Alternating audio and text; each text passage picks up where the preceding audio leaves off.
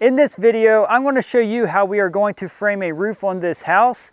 And this is a continuation of the How to Build a House video series. And if you're new to this channel, my name's Josh. This channel is all about DIY to save a ton of money. So be sure to subscribe, ring that bell so you get a notification every time I release a new video, and hammer that like button for me. That's all I ask in return for making this video. So we got a lot to go over today, so let's get started. So what is a roof truss? Well, a roof truss is an engineered formation that's going to act as a substitute for conventional roof rafters, and they are already pre-assembled, so we simply just have to set them and then place our sheathing over top of them, and then we have a roof system ready to go. It's a really good option whenever it comes to building a house. You could do the conventional roof rafter system, which in part of this we're going to frame in the valley similar to how you would do that, but I'll show you that later. But that is going to be a much more complicated option, especially if you don't have a lot of experience in construction. The roof trusses are the way to go. So how do we go about getting roof trusses? Very simple. What we do, we hand off our drawings that we drew up. And if you're familiar with my course where I drew up the house plans, if you like, check that out. I'll put a link to it in the description below. But there we drew up the house plans, and then we took those exact house plans, handed that off to the truss manufacturer that we deal with often. They took those plans and they came up with the engineering for this house, and that is exactly how we go about getting them. And we had to wait about 3 weeks for these, and it all depends on how busy they are. It depends on how quick you can get them. So that's essentially how we end up with getting these trusses on site. Typically, whenever you have the trusses delivered, they're going to come banded together like this and on a flatbed truck that will dump onto the site where you want it. They'll literally just back the truck up, tilt it back until the tail touches the ground, then they'll drive off and they'll dump right onto the ground. If your ground's level like we have it here, or relatively level, they'll stay standing upright. So what exactly do all these numbers on the trusses mean? Whenever you sign off on the truss layout, they're going to have assigned trusses and numbers to them. So they're going to represent the design of the truss, and they're also going to tell you exactly where they're going to be placed on the layout for the plans that are sent. And a little bit about this, we have a truss here that has a GE that typically will represent our gable ends. Then we have GR, which is going to be our girder truss. So depend on the truss manufacturer, you will want to check with them as a reference, but typically that's what that will mean. So essentially all you have to do is reference your layout that is for your truss plans whenever you go to install these. Also, if you have tails that are spray painted, typically those are all meant to go on the same side of the roof. So for instance, these may be spray painted to go towards the front of the house, and then that's going to line up properly with any porch offsets or whatnot for the correct load-bearing wall. So that's something to definitely pay attention to whenever you have your trusses delivered. And also you'll be able to check your plans on where it's going to be setting to. So between the spray painted tails and your plans, you should definitely easily be able to identify where to set the trusses. I'm going to quickly explain the parts of the truss so you understand what parts go into making up a truss. We first have our top chord. That's going to be the slope of the roof. And also wherever the top chord meets is called the apex at that point. Here are the web members. That's going to be in the center between the top chord and the bottom chord. This is the bottom chord, and depending on if your truss is going to be a room truss or attic truss, to where this is actually going to be load bearing, sitting on top of this, is really going to determine the size of that. And also the webbing is going to be held together by gussets, and that's those metal pieces that you see here that are at each joint of the truss. Other parts of a truss you may want to know, this is called the heel of the truss. That's where the top chord and bottom chord meet, and it's going to sit on the exterior wall here. We then have the tail of the truss. That's going to make up your overhang. We always do a 1 foot overhang, 12 inch. So we have 10.5 inches from this bottom chord to the end. And then we place a 1.5 inch lumber onto that, so that gives us a 12-inch overhang. So I hope that helps identifying the parts of a truss. When unbanding the trusses, be sure to stand back because the bands can have a ton of pressure behind them. We took the first gable end truss into the house, and you can see it's labeled GE02. To keep the trusses setting upright and for safety reasons, we use a 2x4 and place screws in it to keep the trusses together and use a brace to hold them upright. This is the first truss that we need to set. It's a gable truss. You can tell a gable truss by the way you have your web here. It's really not a web. We just have places to nail our sheathing. This gable truss is going to have the load placed straight down onto the exterior wall is why. And because it's a shorter truss, it's only an 18-foot long truss, we're actually going to prep this one down here on the ground. And the reason why that is because it's so small. Now, if it was a big gable truss like we are going to have here later, we're going to actually sheet them and prep them later. So in order to prep this first, we're going to place our 1/2 inch OSB. And if you remember from my previous video doing the exterior walls, you'll know we place sheathing on the exterior, so same idea here. So we're going to place our 1/2 inch OSB first, but technically it's 7/16, but everybody refers to it as 1/2 inch OSB. Because we're prepping this on the deck, we place boards underneath the truss in order to hold up off so the nails don't penetrate into the subfloor as we're installing the sheathing. We're now going to place a sheet of sheathing right here in the center. And because we need to have a 1-inch overhang, whenever you sheet an exterior wall, by the time you double plate it, you want to make sure that this sheet overhangs to cover up the rest of that plate. So we're going to have an inch overhang on each side. Using my framing nailer, I'm using 2 3/8 inch nails to nail the sheathing onto the truss. And because these are 2 foot on center spacing, we're going to tack it here, go down the end, get our 1 inch on each side. Then we're just going to place a nail a foot apart into each of these boards, then every 6 inches on the perimeter of the sheathing. There's our 1 inch. Going to go down here and get our other 1 inch. And you'll want to check, yours may not be a 1 inch overhang for this sheathing. It may be totally different, but you want to double check. Now every 6 inches on this parameter. And whenever nailing these nails on the bottom cord, you want to stay up at least 1.5 inches. I prefer about 2.5 inches. The reason why that is, whenever we place our nailer up here for this truss, you want to miss it, so these nails, you don't have to bend over to miss it. Every 6 inches here. Then we're going to follow this top cord every 6 inches.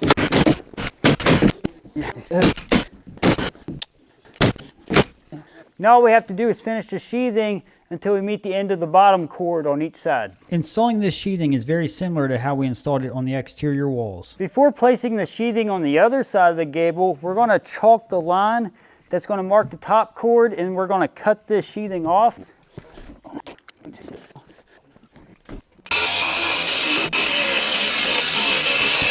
Once you understand how to prepare one gable truss, the good thing is it's just rinse and repeat on the other gable truss that's going to be on this roof system. We're now going to build the overhang on this gable truss.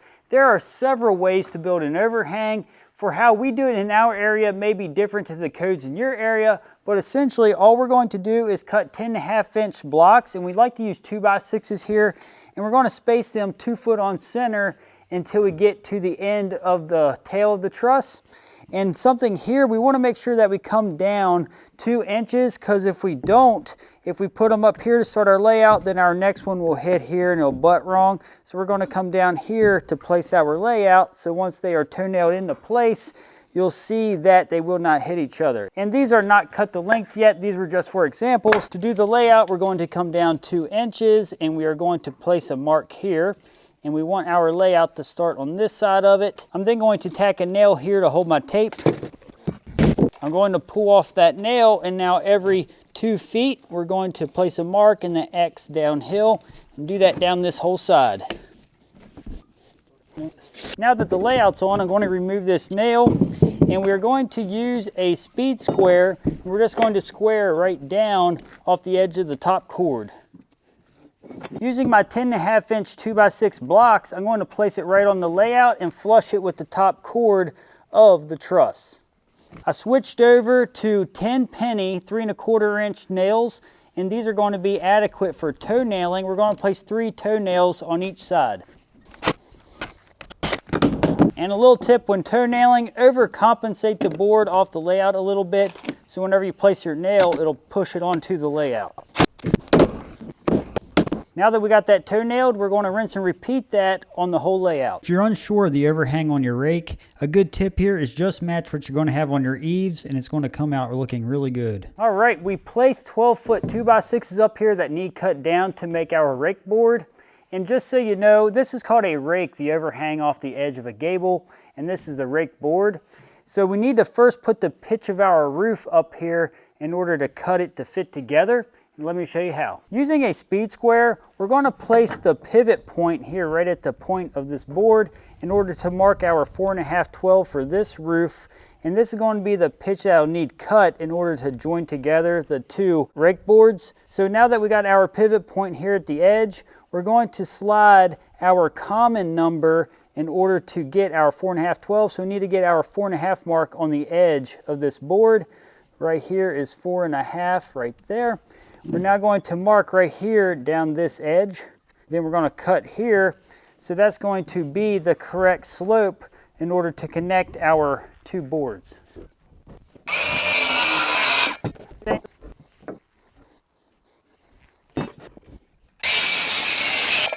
Before nailing the blocks onto the rake board, we're going to place our layout just like we did below. We're going to come over 2 inches, then place our X. And this time we actually don't need to place a straight line here. We just got to line up the edge of the block here. So he's going to hold me down here on this 2-inch mark with the tape, and we're going to place our layout. All right, we're going to place down the layout and nail it. We'll do 3 nails at each board. And we're going to do that down the whole board.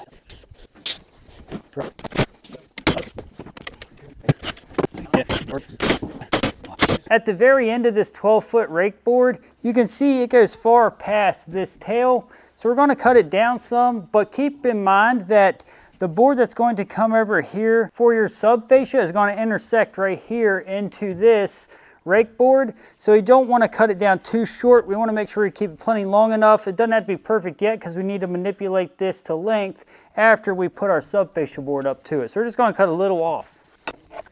And what we're going to do, we're going to cut a 10.5-inch block to use for our next gable end. Here at the apex of the rake boards, we're going to place nails to hold this together well. And right here at this peak, I like to drive 2 nails to hold that together. That's a solid peak. We're going to flip this truss up and add screws from the back into those blocks for extra security. Right here where each block intersects into the gable truss, we're going to place 2 screws that's deep enough to penetrate through this truss and into the block. Because of how small this truss is, even with it prepared, wasn't too bad for 2 guys to handle. Here's the gable wall that we're going to be setting the gable truss on. What we do before setting the truss is we're going to place a nailer that's going to be for the truss itself, and it's also going to act as a drywall nailer on the inside. Because this wall is 18 feet long, we got a 16-foot 2x6. Then we'll have to finish up the ends to complete the run. So I'm going to place this up here, and I'm going to use a 2x4 block to space off the edge of the wall. You could chalk a line if your wall was perfectly straight, but we found it's best if there's any variation just to use a 2x4 block to use as a spacer as we nail the board on. So I'm going to lay this up here now. And we're going to place a couple nails every 16 inches to hold this board down. Placing the 2x4 upright gives you the perfect 1.5 inch spacing for your nailer. Throughout this video, you will see that we are working in the trusses and on the roof. We always wear a safety harness for installing shingles or a similar type of job, but when setting trusses and starting a roof, you're kind of limited on options. We have been in construction for many years and have much experience setting trusses and working on a roof, and we are working on our own property here, but any roof work can be dangerous, and ultimately your safety is your responsibility. It's very important that you place what are called strong backs. Some people call them stiff backs. They're boards that catch the gable truss whenever you lift it up into place so it doesn't fall over the edge of the house. Very, very important. And if this was a tall gable truss, we would actually place another board on the side here to create kind of an L shape to help stiffen it up even more. But because this is a little gable truss, it doesn't need that additional support. And also we're going to mark the center here on the nailer that we just add, so that way we can line up the truss in the center of this wall whenever we stand it up. We also place kicker boards on each side of the wall as well to catch the edges. The function is the same thing as the stiff back, so the edge of the truss doesn't go off the edge of the wall. We're now going to carry this side of the gable truss and lay it on the wall, then we're going to lift the other side up onto this wall. We'll also want to make sure that we measure and mark the center of the truss here so we can line it up with our center mark up on the wall. Building a house, we typically would use a crane. In fact, we always have, but this one we wanted to try doing it ourselves by hand. We have set small garages before by hand, but this was going to be a good challenge. Now that we got the one side up on the wall, we're going to place the other side up on this wall. The great thing about using a crane, you would simply lift this right into place and then anchor it to the nailer. Also, you can lift all the roof sheathing and place it inside the house instead of carrying it in by hand, so there's many perks to having a crane on site for the truss installation. Now that each end is setting on the wall, we're going to pivot it up to sit on top of the ladder to hold it temporarily till we get under to flip it up. All right, we're going to lift this up a little higher.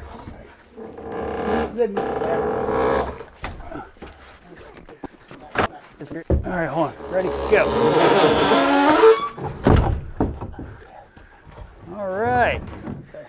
We have that lifted up into place. We now need to have him hold it while I center it. If you're curious how we install trusses with a crane, I'll put a link to that video in the description below. But it wasn't just any crane. You'll have to see the video for yourself. I'm going to hold this brace while he goes around back and place a screw into the stiff back to hold that into place temporarily. He came out here and placed screws in through this stiff back, and now that's what's holding this gable truss. I'm now going to nail off this bottom into that nailer that we placed on the wall before setting the truss. Be sure to use nails long enough to penetrate through the bottom cord of the truss into that nailer.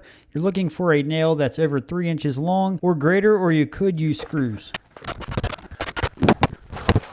Now that this gable is temporarily set and braced, we're going to place a string line on the outside on this tail, and I like to space the string line off 1.5 inches so that way we can measure up to the truss, because if you put the string line right on it, over several trusses, it could push out on that string line and not really realize it, so it's best to be able to measure up to the truss.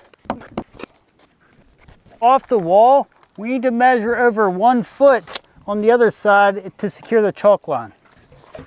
Due to this offset, we measured over to match the overhang of the truss, and then when we get to the other wall, we're going to have to start another string line. We're now going to place a 2 foot on center layout where the truss are going to hit on the walls. So they're going to have a break right on top of a stud. If you've been following my videos, you know that these studs were supposed to break right on top of a truss down to the stud, then down to the floor joist. So we're going to put our 2 foot on center layout now. Take note of the layout after it's on the plate. You can see that is laying out to where every 4th stud has a truss sitting directly on top of it. As far as plumbing up this gable truss, typically we would plumb it up and brace it to the outside. But because we don't have any material long enough to get clear down to the outside, we're actually going to set a couple trusses here. Then we're going to do diagonal bracing and then brace it to the floor to secure them all plumb. I have an 8 foot 2x4 here, and I'm going to place a 2 foot on center layout on it as well. So as we install the trusses that's going to go in the middle, we're going to line up on that 2 foot on center. We find it's best to place it on the edge. You can see it better before nailing. Place it on the top, it's hard to line up. Place it at the bottom, you have to look under. So right on the edge, 2 foot on center.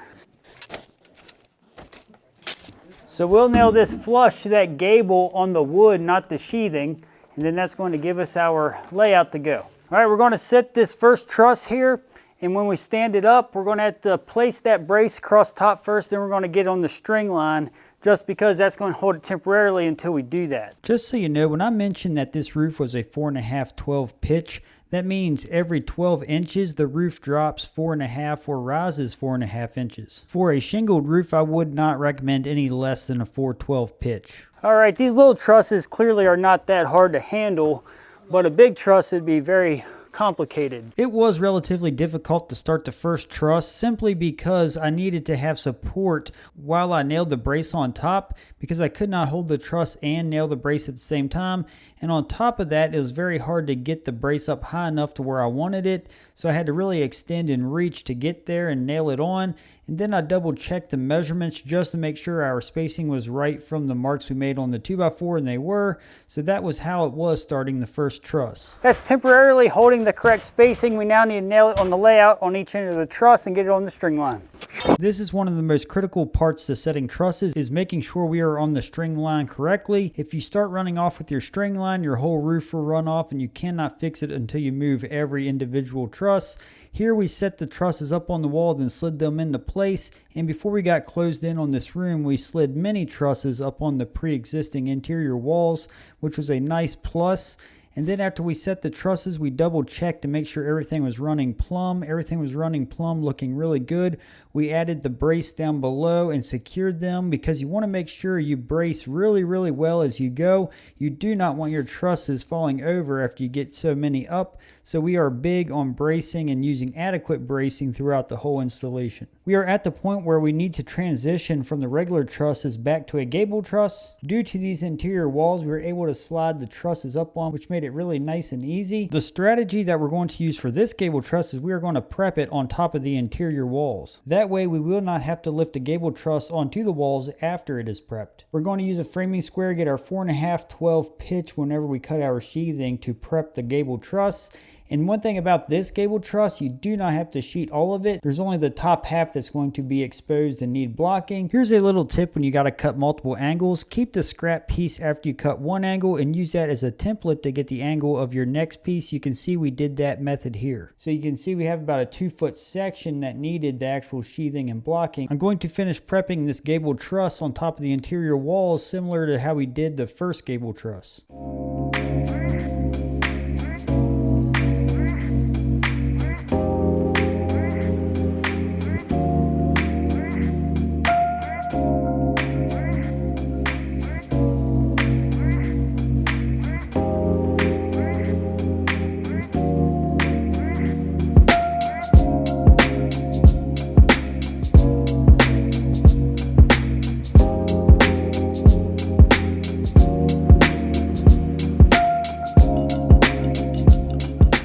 You may be wondering, why do we shrink down to 18 feet on this part of the house? It was primarily to give the house a little more architectural look and design, and it's going to help set off the house a little more. We now replace the string line onto the next wall to continue running our trusses.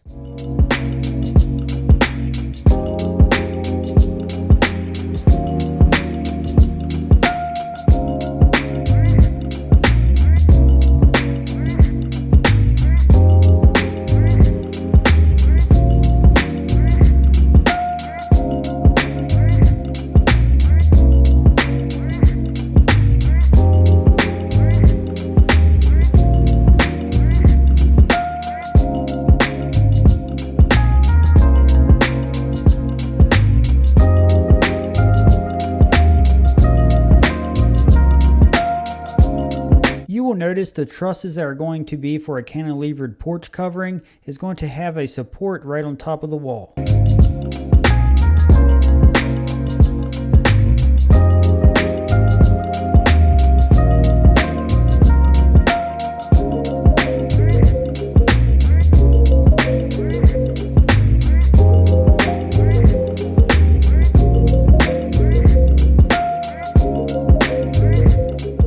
We're now at the point where we got to install the girder truss, and something about the girder truss, this is going to be a 2-ply, and the biggest difference between the truss that we've been setting and this truss is that there's a 2x6 bottom cord, and that's going to help increase the strength, make it more load bearing.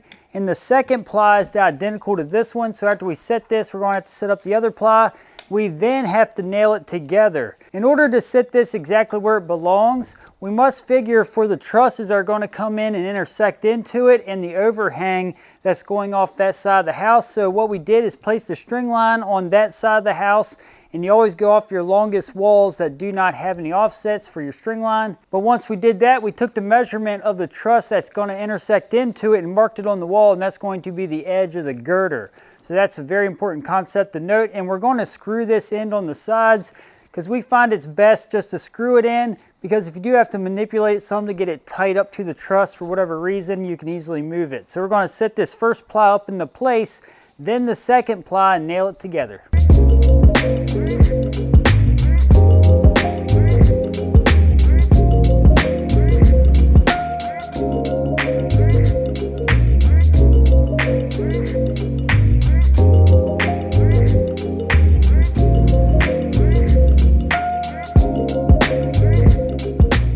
Now that we got the girder set into place, what he's doing now is putting the 2-foot on center layout coming off that wall for the trusses that are going to intersect into that girder truss.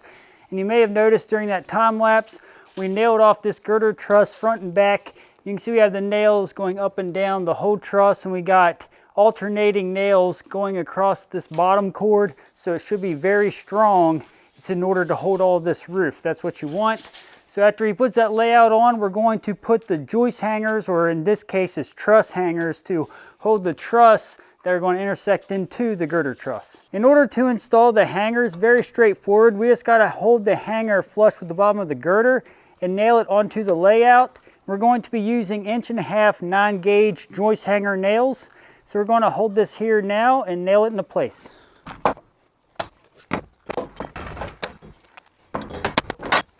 Now that I got this side tacked on, I'm going to use a scrap 2x6 holding into place, and then make sure that it's held in the correct width here.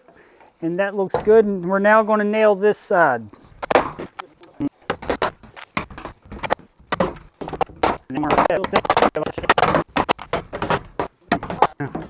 We're now going to install all of these onto the layout. It can be difficult to install these short nails without hitting your fingers. The best method that I've found was using a pair of needle nose pliers to hold the nails if you're going to hammer them in, but using a metal strap nailer is going to be the easiest option. You can see the color orange at the end of all these trusses. That's because they were all meant to go together on the same side of the house. When we get to the other section of the house, you'll notice that the tails are going to be orange facing away from the driveway. We are installing the stiff backs here for the next gable truss. In order to set this gable truss and the trusses that set into the hangers, we actually built a wall here to set on before setting them into the hangers. And we're actually going to set up some scaffolding here because we want to build our ladders for our overhangs while we have it setting down before we stand it up, just to save work later off a ladder. We want to try to avoid that, so that's how we're going to approach this.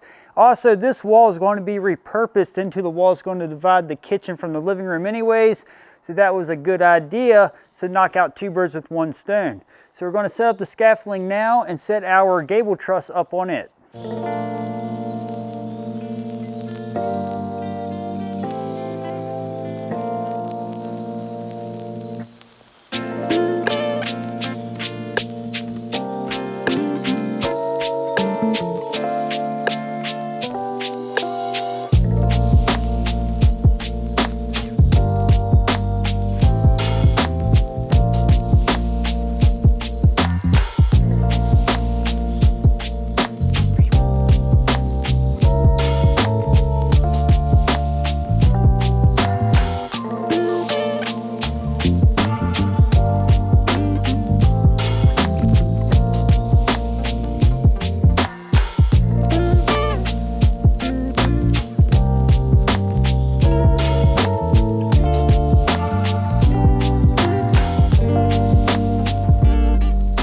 We can now place our block on the tail of the gable truss to continue using the string line.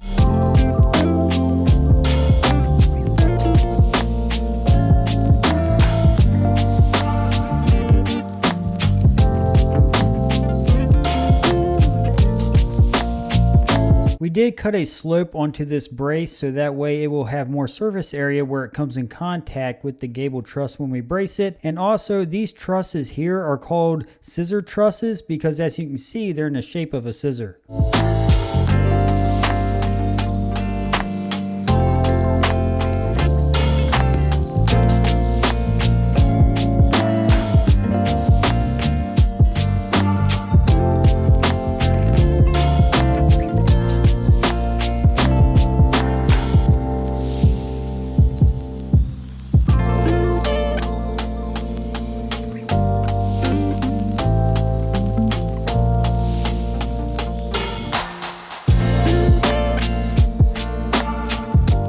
We just got all the scissor truss set, and that wall technique worked out great. They went right into the brackets when we stood them up, no problem. And also the scaffolding, how we had it set up for the gable, worked out phenomenal as well. So when we set that gable, we got our 10.5-inch overhang, and then we set our girder truss tight up against that. And now we have a little gap here in between all these trusses, even with our correct overhang. So like I said earlier, the reason why we place screws on these sides is for this exact reason. We're going to take the screws out and wedge it tight into those trusses to take that gap out before we anchor the hangers to the trusses. Here where we place the screws, I'm going to take them out now. I'm going to use the sledgehammer and try to drive that girder truss to tighten up those gaps. In order to draw the girder truss tight to the trusses, I'm going to drive 5-inch screws into each one of the trusses, so that way this is definitely going to be tight and secure against the trusses.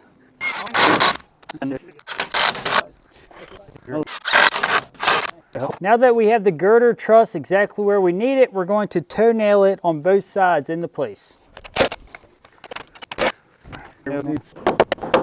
Before closing in the living room area with trusses, we're going to install part of the garage trusses first. In order to install them, we needed to set up scaffolding and some bracing in order to slide the truss across from the living room over to the garage. After we had the system set up, it actually worked relatively well. We walked the truss as if we were going to set it on the other side and then slid them over using 2x4s. We prepped the gable truss just like we did on the other side of the house, setting up next to the scaffolding. After we have it built, we stood it right up.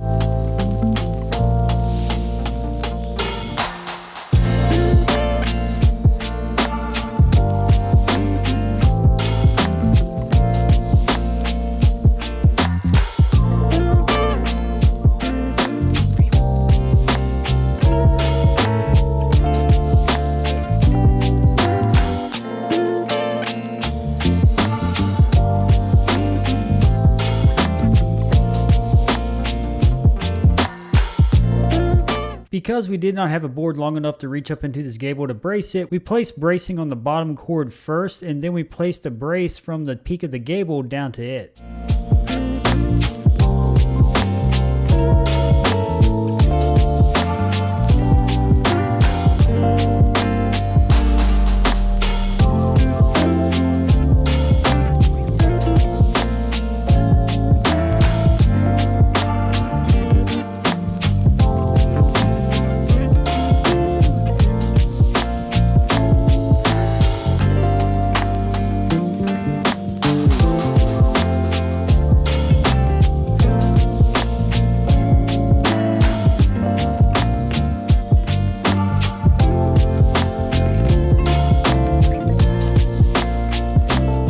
We now have all the trusses set. You can see it ran with our string line very well. If we eyeball down where they all line up, you can see it looks really good. We're removing the wall that we had stood up to hold the scissor trusses, and that's going to be repurposed for the kitchen dividing wall in between the living room and the kitchen. I will admit it's much easier to set trusses with a crane than by hand. I highly recommend that you get a crane to set your trusses. You can see setting that wall to hold the trusses until we set them worked great. Then we repurposed that wall into the actual wall that we're going to use to finish up this kitchen. We have that anchored and secured, and that worked out awesome. We now need to nail off these hangers to secure the truss even further to the girder. Now that we have all the trusses set, we need to install our sub fascia boards at the ends of the truss on the overhang of the eaves.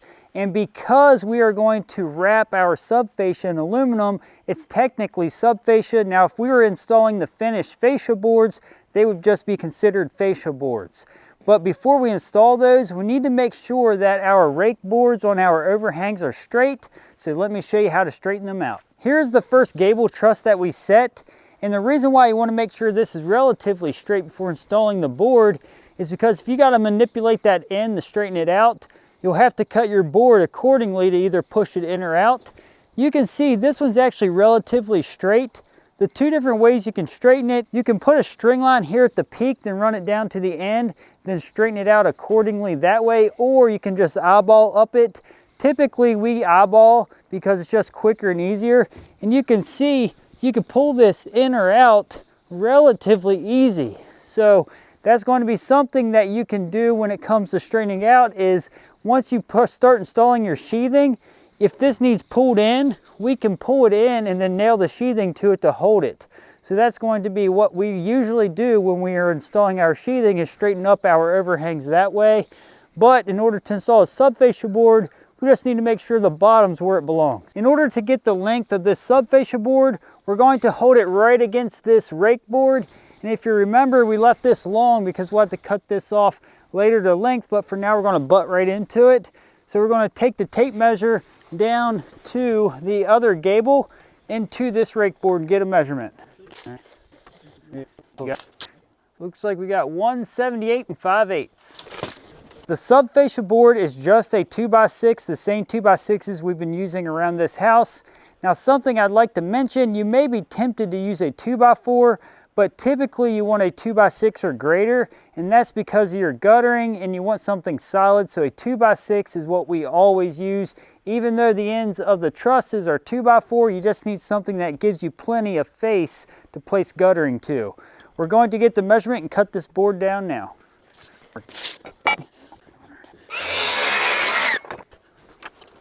To install the subfascia board, he's holding that end in case we got to manipulate it up or down.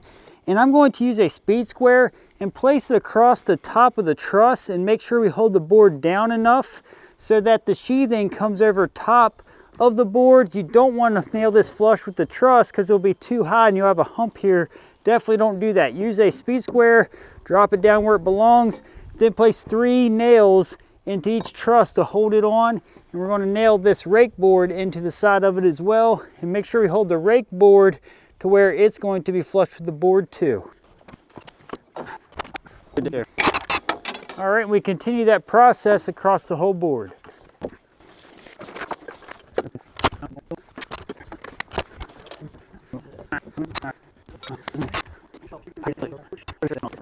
Following those same principles, we're going to continue the subfascia boards around the whole house. Because these trusses are overhanging for the porch, you can see they need to be placed on a layout in order to keep them running consistent.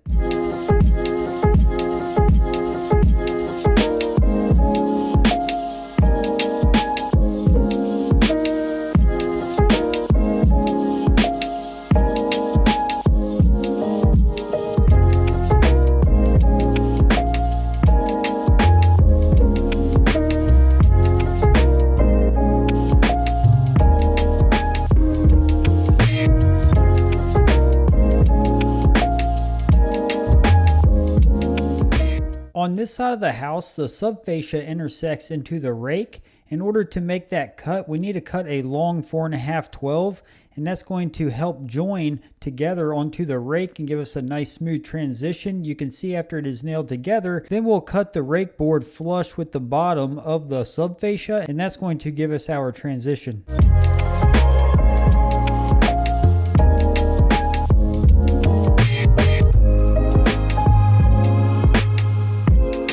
In order to finish up where the rake board intersects into the subfascia board, we need to lift this up in order to come flush with this corner, so that way it's at the right height, and then nail it into this back side into the subfascia board. Using a speed square, I need to mark the pitch of the roof on the back side of this rake in order to mark where to cut this. And we're just going to scribe the face of this to come around so I can cut with a circular saw straight. Now you could use a sawzall and then just follow the face of this board coming down, but it gives you a little better job if you use a circular saw. I'm now going to cut on that line using the circular saw. And that's all there is to finishing up the intersection. I now must do this at each corner of the roof. We're going to begin installing the roof sheathing, and in order to install it, we need to chalk a line around the perimeter of the roof, and we're going to measure up 48 1/8 inch.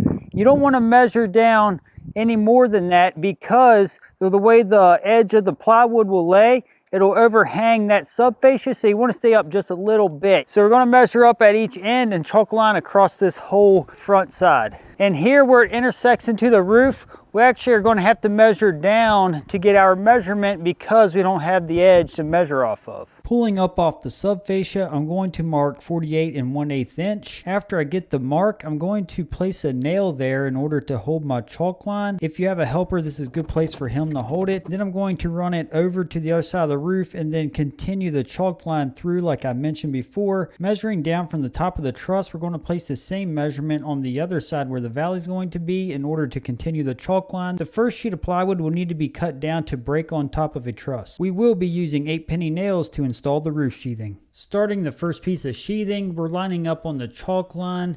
If you can see, after we have this nailed down, the edge of it is lined up right on the red chalk line, and you want to make sure that you keep it slightly visible or you'll lose track of it. That looks about like what you want. You can see we're breaking really well in the truss. As for nail pattern, on the edges we nail every 6 inches. In the field on the roof we nail every 8. We have the edge of the truss marked and we put the layout from below, so once it's up here we can nail right down the truss really easy. And that's essentially all there is to starting the first piece of sheathing. He was able to hand up the sheathing right through the roof truss, and it was actually relatively easy to grab and pull up onto the roof. When the sheets butt together, we need to make sure we leave an 1/8 inch gap for expansion. I like to use a nail and place in between the sheets, then remove the nail after installing it. And you can see whenever we nail the edge, we want to stagger. If one's 6 inches apart, the next side should be as well, except alternating across from each other. We simply rinse and repeat that until we get to the end of the roof. Once we get to the end of the roof, there's a little nuance to finish up. Now that we're at the end of the run, we had to cut to go around the valley. Then the next sheet off this roof will intersect here and we got to cut around it. Before we installed too many sheets and closed ourselves in, we stacked more sheets up into place so that way we can continue running them. We now need to install what are called plywood clips in between each truss. Because we are 2 foot on center, that's too much of a span to not have these, and these are going to help increase the support. The technique that I use to install this when I'm up here by myself is I'll line them up with the plywood clips.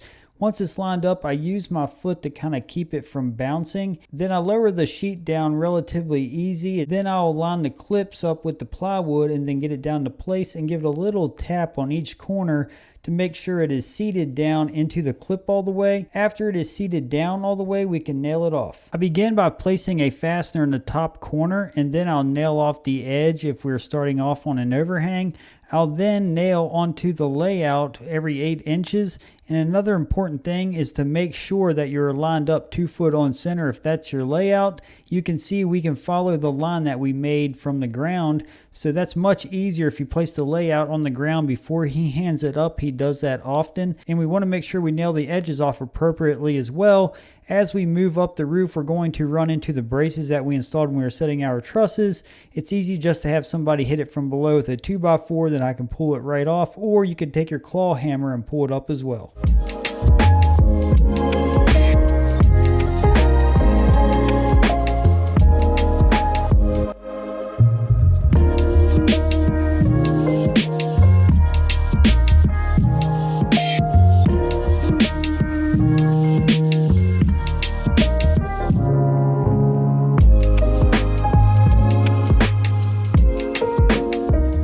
Now that we got the sheathing over the area where the valley needs framed in, we're going to frame this valley in. And the first thing we have to do is find the center where this roof is going to tie into this roof. The board that you're going to be using as your ridge board, be sure to eyeball down it, find the crown, then place the crown up. I need to get a level mark from the peak of this girder truss, that's the end of this roof, over to this side of the roof, and we need to make sure that it's running straight with the roof. So we can't have this cocked left or right. We need to mark right in the center.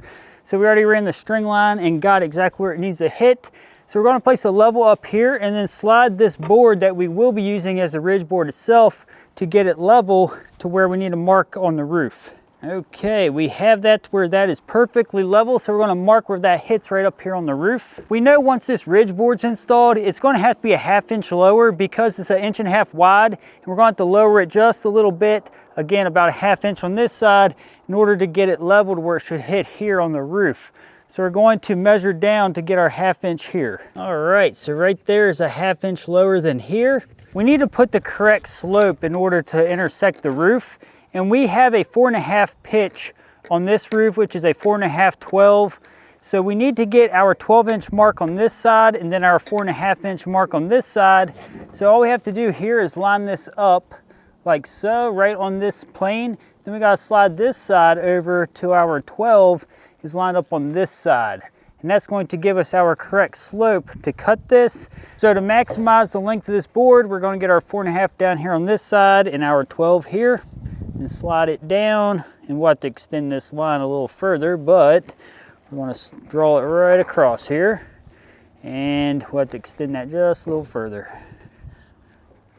And this gets cut off, and this is going to be part we keep. And we want to make sure our crown is up. So this side had the crown, so that's going to be the top of our ridge board.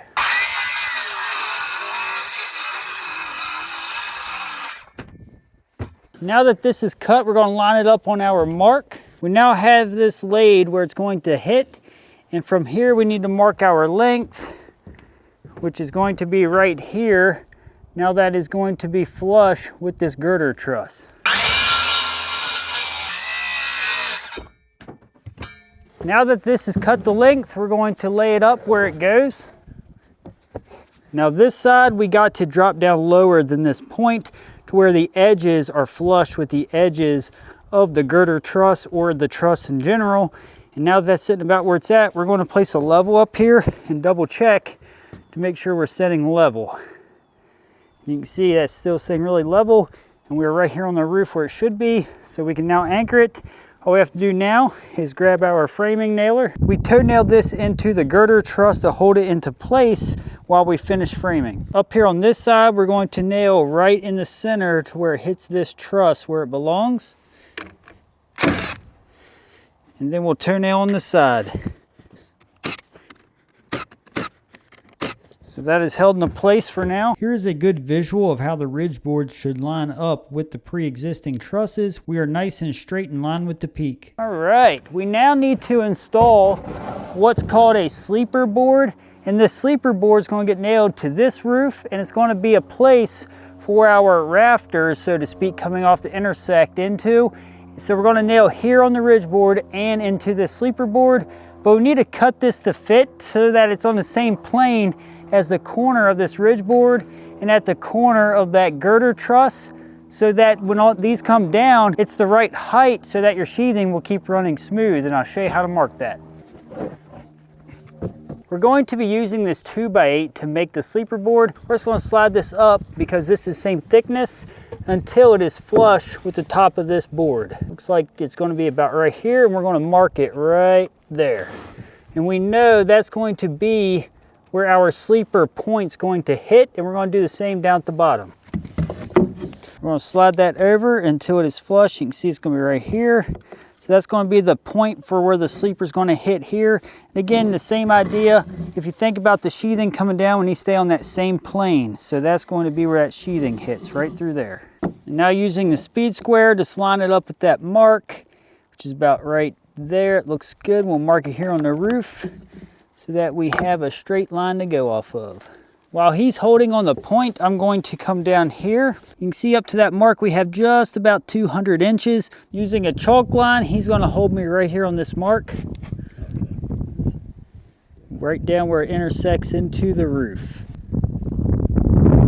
And now I'm going to take this down here.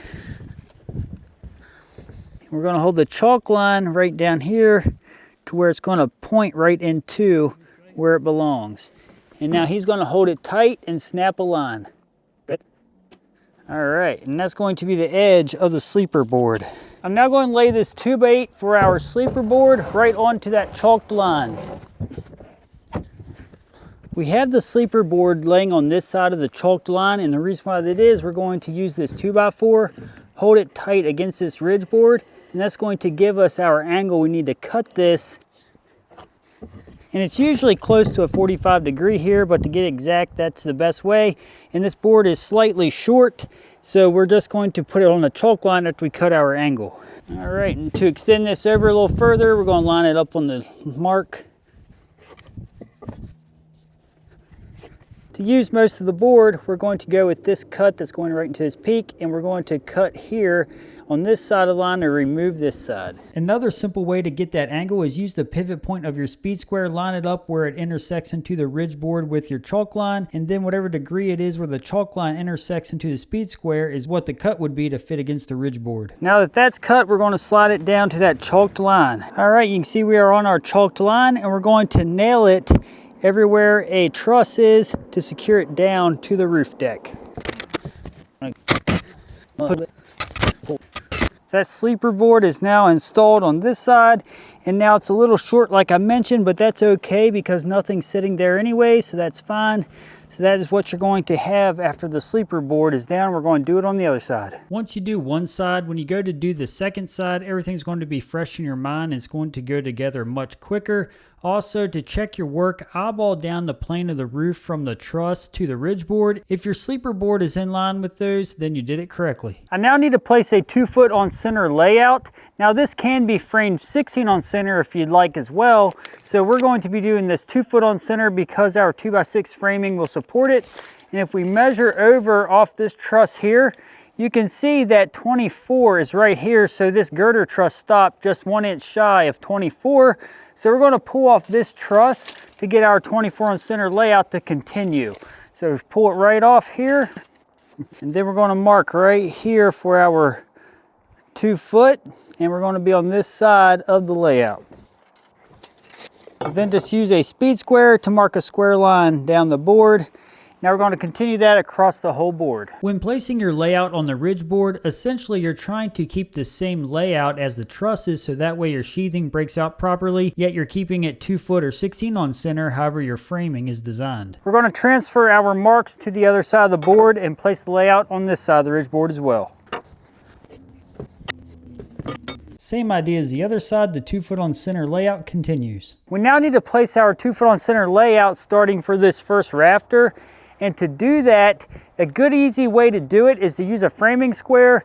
We can butt right up to this girder truss and then mark our 2-foot, but remember, we need to add 1 inch because this one is 1 inch back. Now if this was right on the 2-foot on center, we could literally just mark the end of our framing square to give us our layout. So I'll show you how to do that down on the sleeper. This side of the framing square is 16 inches. This side is 2 feet long. And in order to do the 2-foot on center, we just got to butt it right up to the truss. And we can just place pressure here. And you're actually going to scribe a little mark right there. And that's going to be the 1 inch away from the 2-foot on center in this case. Now again, if this was right on 2-foot on center, we could just simply go with this mark. But we're going to have to add 1 inch to that. But that's an easy way to transfer the mark. And if we were 16 inches away for our layout, we would use this side. So that's a very easy way to do this. So now I'm just going to measure 1 inch up from the area we scribed. And we know that the rafter will sit on that side.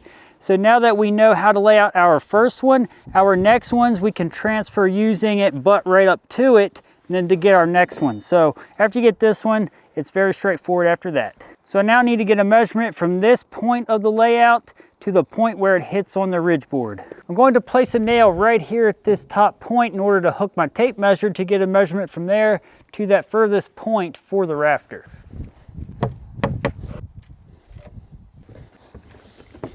Our measurement to the long point is going to be 118 5/8. Before cutting this rafter, we need to determine the bevel that we need to place at the end where it intersects into the sleeper board. There's 3 easy methods to do that. The first one is very simple, to where you just use your speed square and place it right here up against where the ridge board intersects into the truss, which that's going to be a perfect 90-degree angle to where the top of the speed square is level. And then we just look down at the degree at the top of the roof line on the pre-existing truss, and that's going to give us about 20.5 degree angle for our bevel. Or we could also use a digital angle gauge, and this one's made by Klein. It works awesome. All we have to do is place it right on top of the truss, and it's going to tell us the exact angle without having to use any guesswork or using any method. This one is extremely easy, and I'd highly recommend it because these are very affordable. If you're interested in picking up this digital angle gauge, I'll put a link to it in the description below. Then the third method is to simply Google it or ask AI. Just ask what the bevel cut's going to be for whatever pitch roof you got. So those are the 3 easy methods to get the bevel that you need to place on your saw. All right, we're going to be using this 2x6 for our first rafter. I need to place our common 4.5 12 on this side. In order to do that, we're going to use our speed square, place it right here at the end of the board, and we're going to pivot it till we got 4.5 here on the common numbers. We're then going to mark the angle here off this side, and we're going to cut this side off. All right, we now need to pull off this point to mark our 1/18 and 5/8 for our long 4.5 12 pitch. So I'm going to flip this board around. Pulling off the peak of the plumb cut, you can see we marked it to length. Here is our 18 and 5/8 inch mark. We now need to place the long 4.5 12. So that's going to be the side we use for the 12 inch mark. So we're going to place our 4.5 here and our 12 here. And then we're going to slide it down till it lines up that mark. And we're going to make our line. So this is where we're going to place our 20.5 degree bevel. And in order to change the saw to the correct bevel, all we have to do here is unlock this and then slide it to 20.5. And that's all there is to putting the bevel on the saw. We now need to cut this out. And definitely think about when you're cutting, because you either need to cut it from this direction or cut it from this direction, depending on how it's sitting on the roof. For this side, it looks as if we are going to have to cut from this direction because it's going to give us the right slope where it hits. Now on the other side of this valley, we'll have to cut from this direction to give us the right bevel. So just a little tip. I'm now going to take my time, cut slow, and cut this to length. Place this on the layout, and obviously the short side is going here against the ridge board. And we're going to nail from the back side of this ridge board into this rafter. And make sure we're flush on the top. And right on the layout. Place 4 nails in there. Now we got to get lined up on our layout at the bottom on the sleeper board. And here we need to slide it till it lines up on our layout, and we need to make sure that we are flush with that edge. That looks good. Now we're just going to nail on the top and down through the side to hold it into place.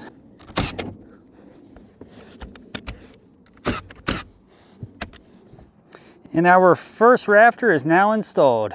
Now I simply rinse and repeat that for all the rafters going up the side here and on the other side.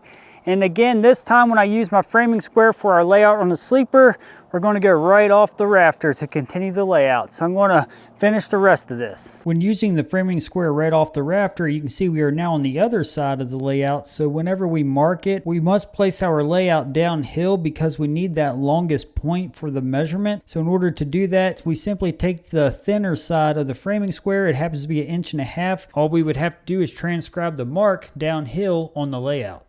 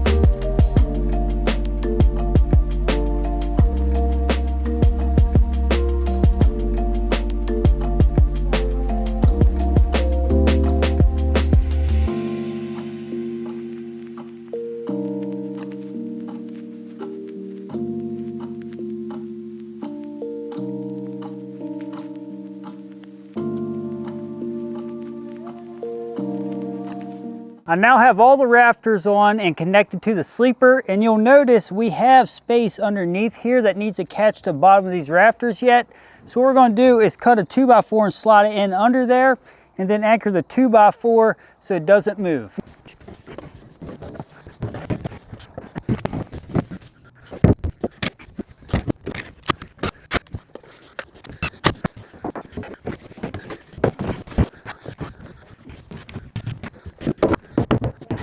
When you're building rafters, a good tip here is to use stair gauges and lock them on the framing square so that'll hold it at the right angle for you each time, so you don't have to reline it up each time. So that's a little tip's going to save you a lot of repetitive movement. So I'm going to lock it right here on the 4.5 12.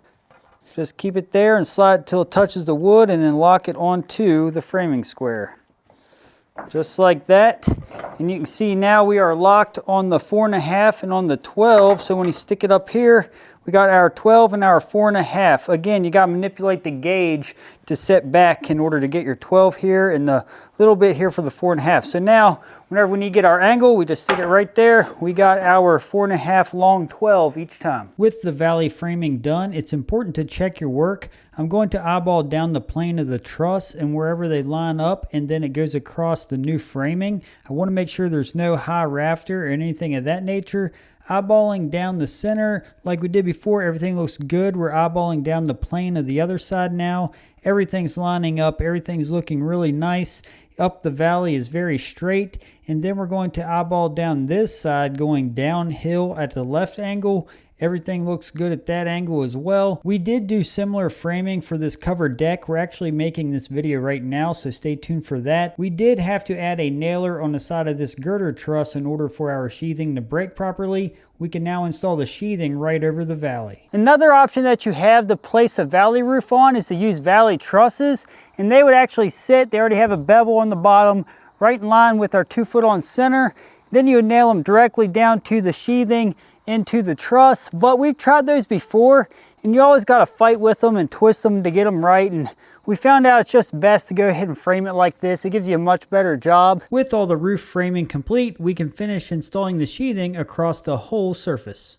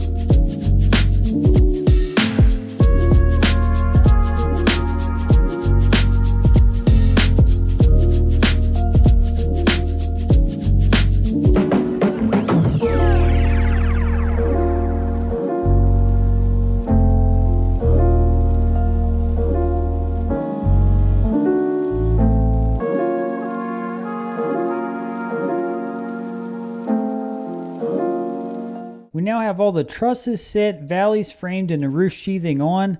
I'd like to point out that if you're going to be doing a ridge vent, you want to come down at least 3/4 of an inch off each side from the ridge peak. That way you'll have big enough opening for air to escape, yet not too much to where you could have a leak. But we're going to be doing gable vents here, so we did not pay too much attention to that. We'll show you installing the gable vents later on this year. Now that we got the whole roof framed, we must go through by code in our area and install what are called hurricane ties.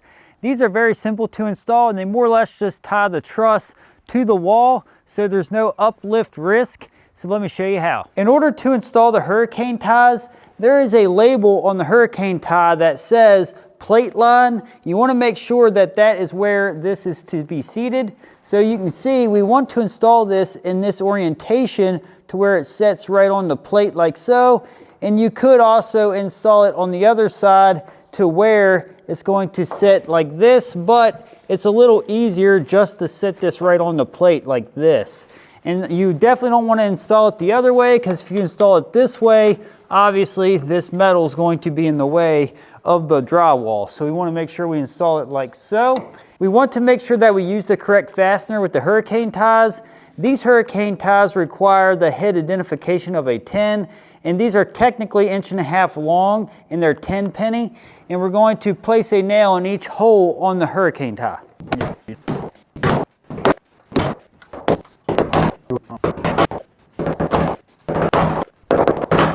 And you'll notice that the tie brings together the top plate of the wall and the cap plate, so that's actually going to increase the strength of that as well, so it's all bonded together very nicely. Due to the volume of hurricane ties, I highly recommend a metal strap nailer. It's very difficult to drive those little nails in without hitting your fingers, to be honest with you, so this will save you from doing that, and I'll put a link to it in the description below. So to speed up the process, I'm going to nail all these on using this metal strap nailer.